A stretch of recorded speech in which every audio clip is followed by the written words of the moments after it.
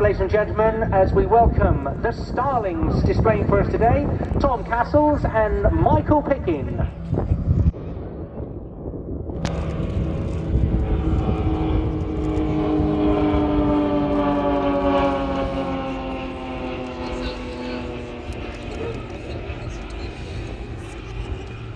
Tom and Michael displaying for you today in the Extra NG aircraft, the Extra 300 NG. It's one of the latest and one of the most modern purpose designed and built unlimited aerobatic aircraft in the world. And the reason it's called an unlimited aerobatic aircraft is, well, I'll let them show you themselves as they display for you this afternoon. The aircraft, obviously all aircraft pull G. Negative G is as you go down, positive G as you pull back. Which is worse?